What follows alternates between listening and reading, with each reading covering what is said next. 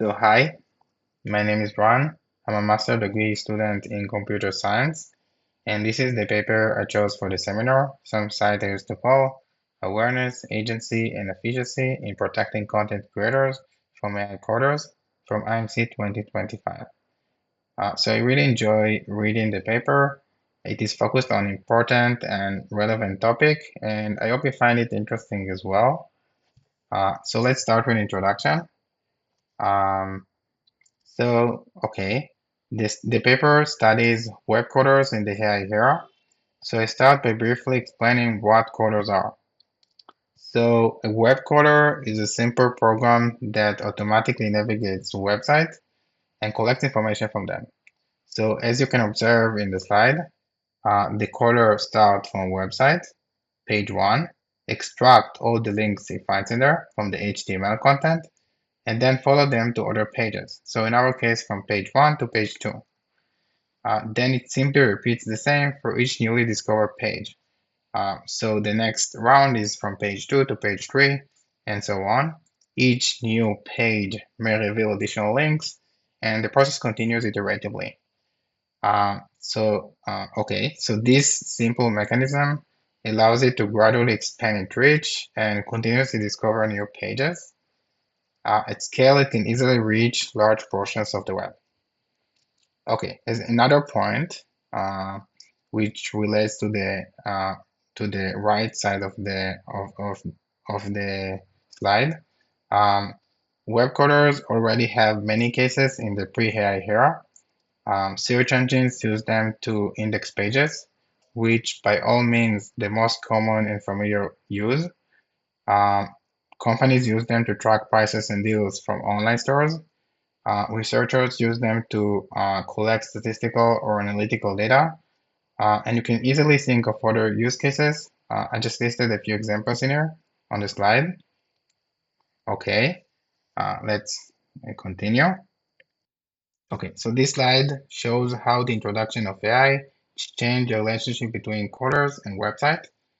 So before, crawlers have been around since the early days of the internet. They have been studied extensively over the years, and you can easily find countless of papers on any aspect of them on the literature. So they're kind of mature topic. Um, in recent years, web coders had received renewed attention because AI coders fundamentally changed the landscape of coding. So the technology stayed mostly the same. AI coders are not different. They use the same infrastructure and the same techniques as traditional coders. What actually changed is two main aspects which appear on this slide. One is the scale in which they operate, and two is the attitude of web owners toward them, or how website how website view them, how web owners view them. Um, so I will discuss in more detail about each of these aspects, starting from scale. Um, so AI models need enormous amount of data for training, and the data mostly come from the web. So this creates a large demand for web content. Therefore, when AI arrived, the amount of calling activity has increased substantially. So if you own a website, you're likely to receive much more requests from callers now than you would in the past. Um, and the paper also mentioned that there are even reports of website going down because AI callers overwhelm their servers. Bottom of line, before AI, calling was already common. With AI, it's much more dramatic. Um, okay, the second point is that coders are viewed much less favorably than than they were in the past. Um, in the past, website often had incentive to be called. For example, to increase the rank in the search results, which makes them more popular, which helps them to attract more visitors, since website often benefited from it. coders were generally tolerated. But when AI entered the picture, these balances change. There is no longer mutual gain from both sides. AI models um, use their content for training, but give them nothing in return. Um, like for example, a credit or a reference to their website um, or compensation. Um, Um, and not just they don't get any benefit from it.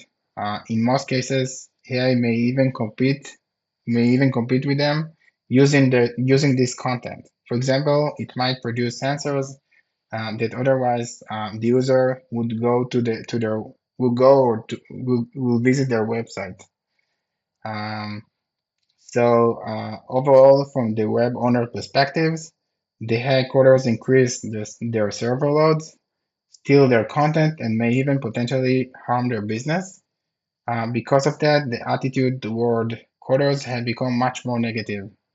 Um, and the content creators are looking for ways to restrict or even block them.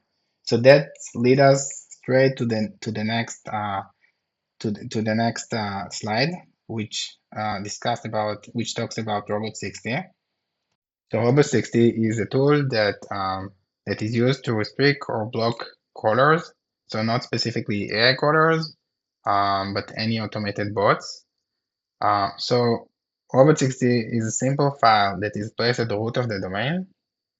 And these files allows web owners to interact with callers, or more precisely, to define rules for callers. For example, which pages it allowed to access and which pages it should avoid. Um,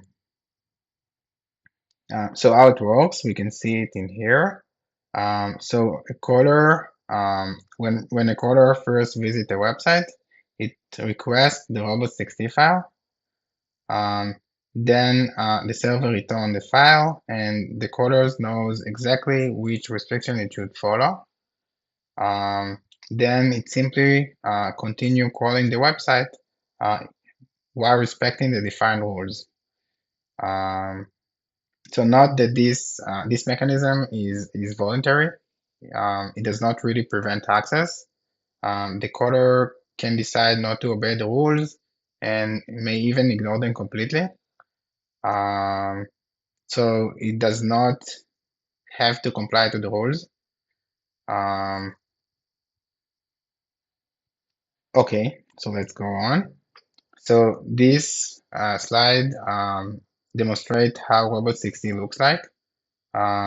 So first, historically, Robot 60 is introduced in 1994, and in 2022, it became a formal internet standard as WEP. So I think that the most important thing to understand here is what is user agent string, which appear here. So user agent, when a caller visits the website, it identifies itself using a user agent string. That means that when that it includes the user agent strings as part of any HTTP request that it sends to the website servers. So major companies use well-defined names. For example, Google Caller identified itself as Googlebot. OpenAI use GPTBot, and so on. Not that nothing prevents a caller um, to not identify itself, to refrain to tell who it is, um, fake identity, or even pretend to be someone else. Okay, so the central question the paper is trying to answer is, do today's protection mechanisms meet the needs of content creators? So the paper puts its focus on content creators rather than large well-resourced organizations. So to answer that question, the authors looks at 5 properties. These 5 properties form the evaluation framework that appear on the slide. Okay, so I will go through each of them one by one. Awareness is the basic knowledge that the tool exists. So if content creators are not aware that such tools exist, they cannot use them to protect their content. The second property is ability. The mechanism needs to be practical to users and not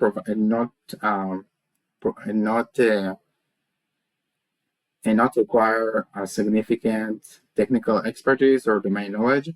For example, we've seen earlier that managing Robot60 can be quite challenging. The third property is availability. The mechanism needs to be available through the platform they use.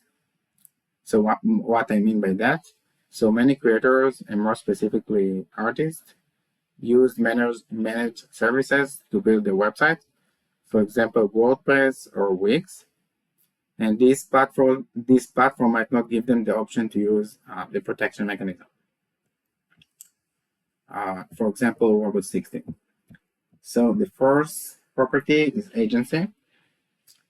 As the first is agency, the mechanism not only needs to be accessible through the platform, but also provide creators with meaningful control over it. So for example, the platform might create a default Robot60, but not give the user the option to modify it. And last is efficiency. The mechanism needs to work in practice, that is to effectively block AI coders. So although the study discusses multiple protection mechanisms, the study mainly focused on Robot60, and they used that framework to evaluate Robot60 mechanism. Okay, so the other studies Robot60 mechanism from two research methods. One is user study, learning through surveys or questionnaires. So they conducted a human-centered study to understand the perspective of the content creators, the victims of the AI coders. And from the other side, they performed several large-scale measurements to learn from real-world observations. So we can see here a couple of measurement studies. So for example, one of the studies investigates if AI coders really respect Robot60 or they do simply ignore it. As we've seen earlier, that it's not enforced a mechanism. Okay, so let's move on.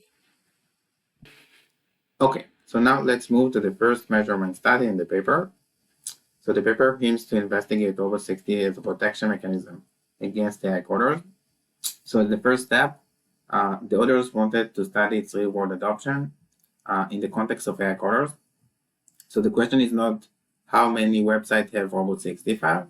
The question is how many websites have explicit rules targeting AI coders in the Robot60 file. So they conducted a large-scale measurement study that evaluates the adoption rate of AI coder restrictions in Robot60 file. That is how widely websites block AI coders using Robot60. For example, 50% of the website disallow AI coders, or maybe 10%. This is what they want to learn. And as a follow-up, they wanted to know how this adoption trend change over time. For example, we might witness that more and more websites block AI coders over time, or it might stay fairly stable. Okay, so the idea is illustrated in this picture. We start with a large group of a website.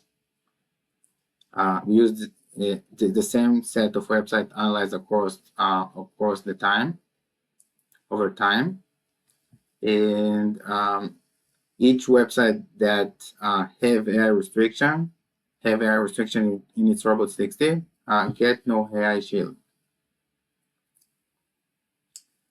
So we repeat the analysis over time, and we want to see if there are more websites that have no hedge yields over time, or that it stayed fairly the same. So we can see here, for example, that it increasing over the years. Okay, so we need a list of websites to analyze. So they focused on popular websites because they often had the resources and technical ability to protect themselves and use mechanisms like Robot60. So for this, they use Franco, which is a research ranking of the most popular websites on the internet.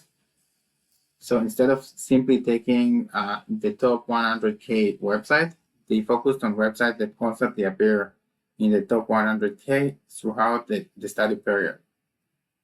And this is in order to avoid sites that reach the top because of trends. So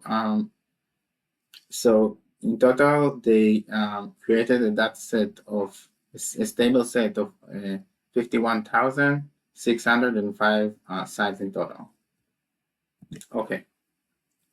So now that we have the website to analyze, we want to examine each website to determine if it contains AI restrictions. So for that, we need to create a list of AI-related user agent strings. If one of these user agent strings appear in the Robot60, it indicates that the website has explicit meaning to block AI coders. So the main source they used is Dark Visitors, which is industry-maintained database that keeps tracks of AI coders, that keeps tracks of AI coders and their corresponding user agent strings. They cross-validated it. They didn't blindly trust Dark Visitor. They cross-validated it with prior academic study. And in total, they find 24 unique AI-related user strings, which appear here and the full list appear here on the slide. Okay, so the goal is to study how AI restriction is changed over time. So to do that, we need access not only to the latest version of Robot60, but to older versions as well. So the challenge is obtaining the historical version of Robot60. And for that, we use Common Crawl. So Common Crawl is a large data set of crawl data. The data is organized into snapshots. And each snapshot is a round of crawling that lasts 2 months, around 2 months. That means that every 2 months, it released a snapshot of the core data. So let's take, for example, a specific website, for example, harrypotter.com. So each snapshot provides a view of the website at a different point in time, including the Robot60 file. So if we look at the Robot60 file over the snapshots, we can learn how it changed over time. Okay, so that's the basic idea. Okay. So the authors decided to keep only the website with Robot60 file in every snapshot, and that's create the final set of that. And later they also they didn't blindly trust a Common Crawl as well. So they cross-validated it with InterArchive.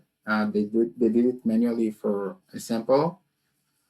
And after that, they cross-validated with the last snapshot of Common Crawl with their own crawler. Okay. So now we finally got to the results. So from this figure, we can learn the adoption trends. So what we have here, so x-axis represent the snapshot over time. Y-axis represent the percentage of sites that disallow at least one quarter in the Robot60 file. We have two categories, two curves. The blue represents the stable top 5K, and the orange represents the remaining top 100K. So we can observe that both categories have initial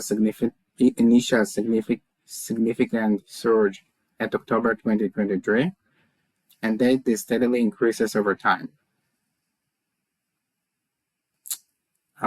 So why?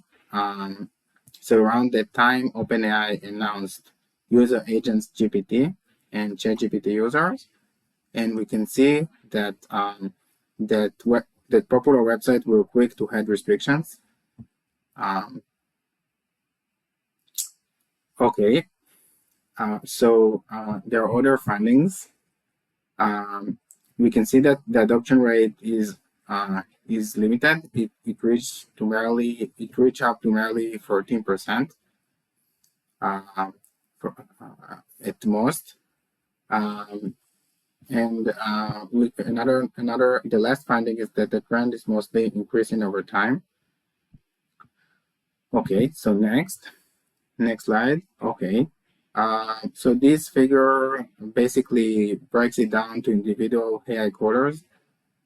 It shows how each individual AI quarter restrictions evolved over time.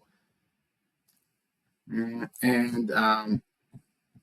the difference is that y-axis shows percentage of websites that partially or fully disallow one AI quarter. Okay, so we can see here that GPT-bot and CC-bot are the most frequently restricted. You can see that in the figure here as well. Okay. Okay, so the authors conducted a human-centered study to better understand the perspective of the people who create the content, the ones that are victims of the AI crawling. So they focused their study on artists. They surveyed 203 professional artists. So most of them are experienced, professional, owns a website where they share the work online. So they chose professional artists because of two main reasons. One is that because they are particularly vulnerable, AI models can generate artwork that resemble their style and might affect their job security. The second point is that unlike big companies, they have limited resources and limited technical ability to protect themselves, protect their content.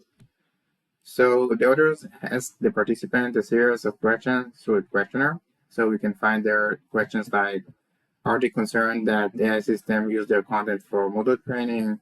Are they aware of the risk? What actions they take to protect themselves? So, and more questions. Okay, so let's move on. So this slide mainly shows the motivation and goal for the study. So they didn't want to simply ask their opinions or sentiment about AI. The motivation is to better understand why the adoption rate of AI restrictions in Robot60 is limited, reaching up to merely 40% on the top popular website on the internet, as we seen in the previous measurement study. So this is particularly interesting because we see later in the survey results that content creators show strong demand to protect their content from being used by AI models. So the question is, why isn't Robot60 being used more widely in that case? So we have from one side high demand, and from the other side we have low adoption.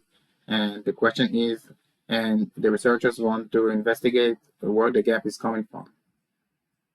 So for that purpose, they created a targeted user study to explore the practical challenges that gets in the way of creators to use Robot16 mechanism for blocking AI coders. So in other words, they wanted to understand what prevents them from using the Robot16 mechanism.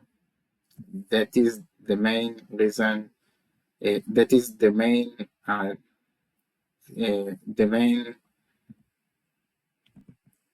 idea of the study. Okay, so let's move on. Okay, so the participants were recruited mostly through their professional networks. They use a method of snow sampling, meaning the participant help to distribute the survey to other artists they are in contact with. Okay, so the others collected background information about the participants. They did it for two main reasons. One is that to make sure that they are truly represent the community. And the second point is to make sure that there is no major bias in choosing the participants. Okay, so this slide shows some statistical information to understand the participant profile. So from the professional status, we can learn that they are not obesities. 67% consider themselves professional artists. About 87% reported hearing money from their art. Okay, so more than 50% claim to have 5 years or more experience. This means that they are not just amateurs. Most of them are experienced artists. Okay, so here, okay, let's make sure that we see that more clear. Okay, so here we have the geographic distribution of the participants. We can see that more than 50% are from North America, about 25% are from Europe, and the others are from Asia, Africa, South America, and so on. So we can see here clearly that we have geographic imbalance. The study is somewhat dominated by North American artists. So this actually says that there is this indicates that there is geographic bias in choosing the participants, and we need to take that into consideration. Okay, so let's move on. Okay, so we finally got to the results and finding of the study. So this slide focused on the sentiment of artists toward AI calling. So let's start. So the first finding is that artists are genuinely concerned about the impact of AI. We can see that nearly 80% believe that generative AI has at least a moderate impact on their job security, and the board and ELF, 54% expect a significant impact on their careers. Okay, so the second finding is that artists are not just worried; they're actively taking action. So about 83% reported taking practical measures, and 71% of them use Glaze. And Glaze is the most commonly used tool based on their questionnaire. So what is Glaze? Glaze is a tool that is specifically intended for artists.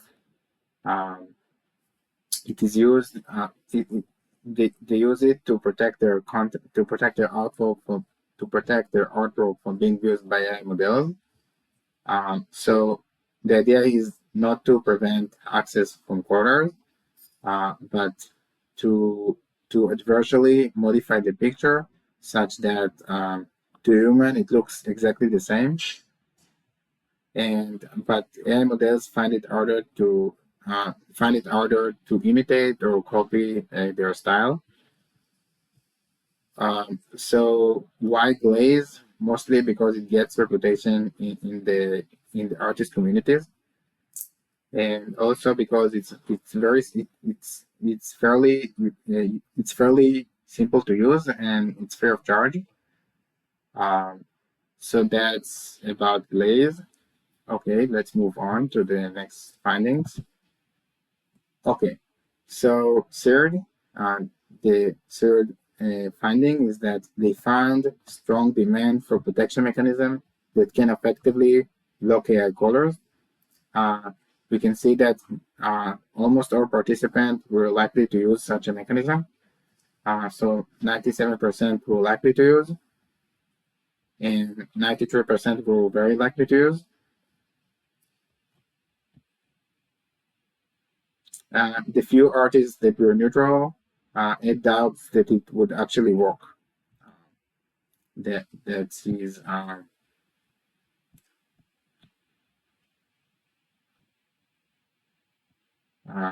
not because they don't want better tools. So the last finding is that artists express high level of distrust toward AI companies. 77% were skeptical that AI companies actually respect Robot 60 directives. And well, we see later that we have a measurement study to study exactly that, to investigate exactly that. So that's interesting. Um, so when asked why, they gave the following answers.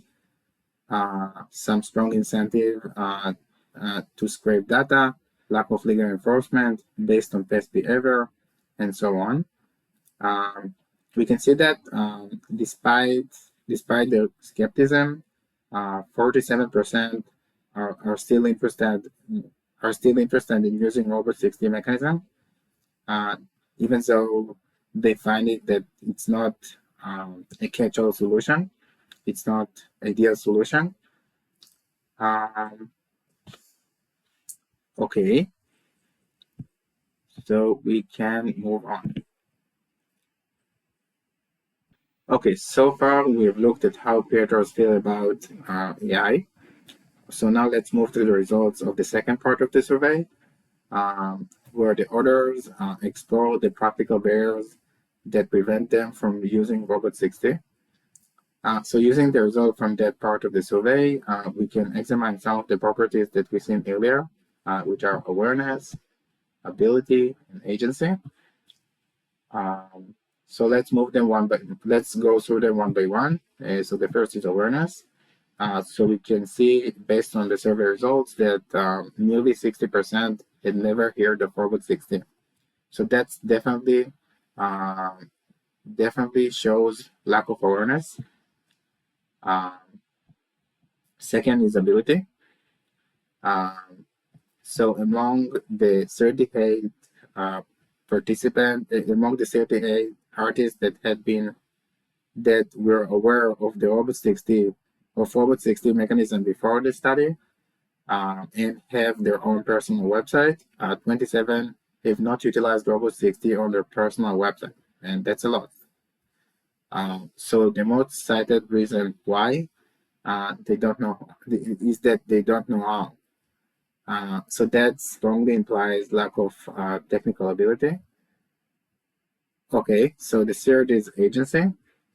And 9% of the participants claim that they don't have control to edit Robot 60.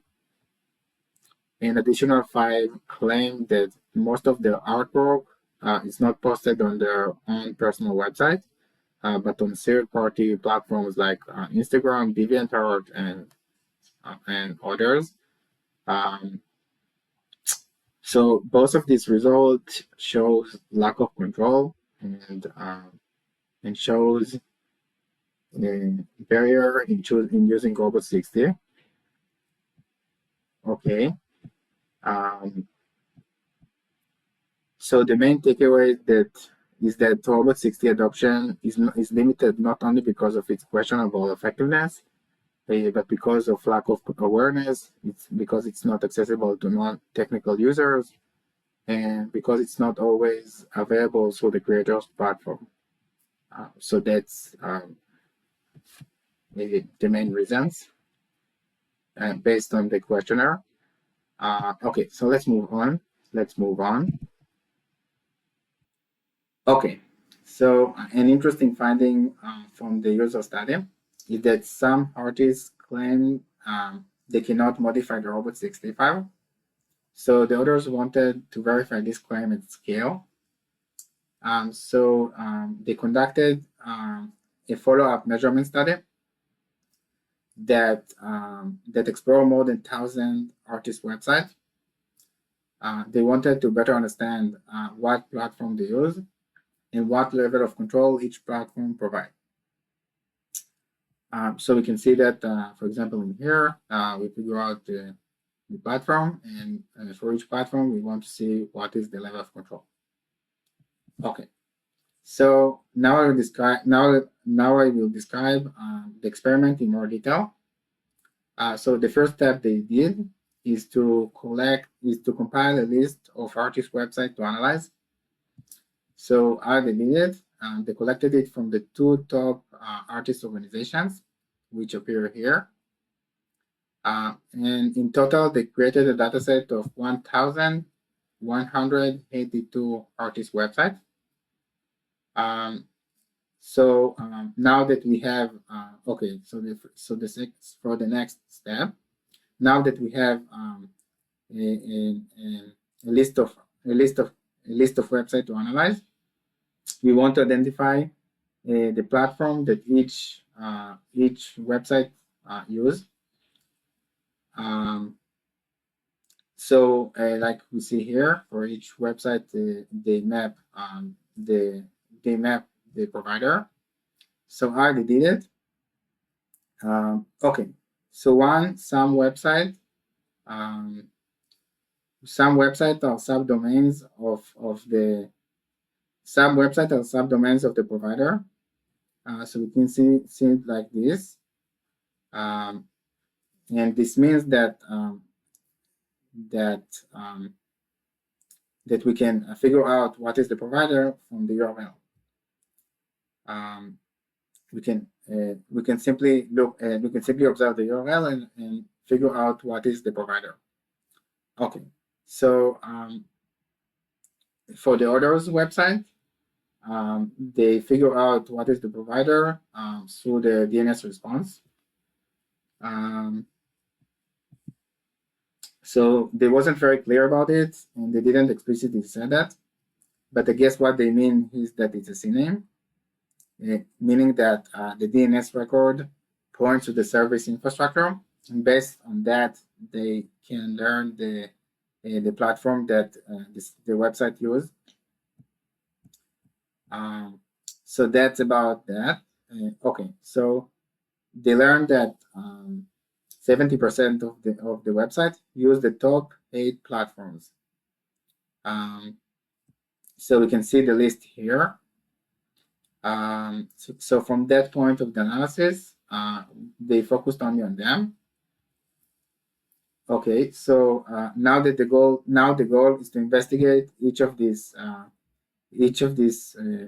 Now the goal is to investigate the level of control for each of these providers. So how they did it? They for that they created accounts on each of these platforms. They wanted to see firsthand what option the website owners are given. Okay, so in the next slide, we are going to see what they find.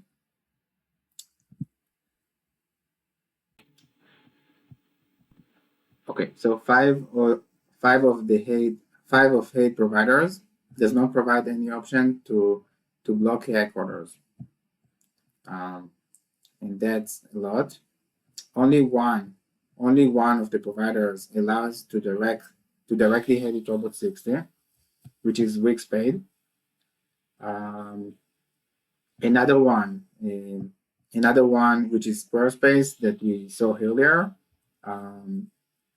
provide an on-off option, an on-off toggle to enable or disable AI corridor blocking.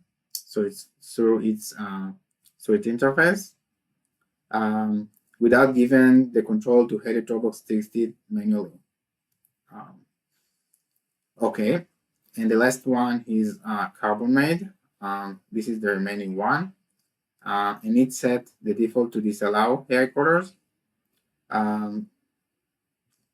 So it is the only one that enabled this feature as default. Interestingly, it didn't give the option to change that behavior. Okay, so let's go on. So even when protection exists, they are rarely used. And we can see that about Wixpay. Wixpay is the only one that provides to directly edit robots.txt. But we see that none of the websites in their dataset actually in the dataset that hosted by Wix has edited the robots.txt file.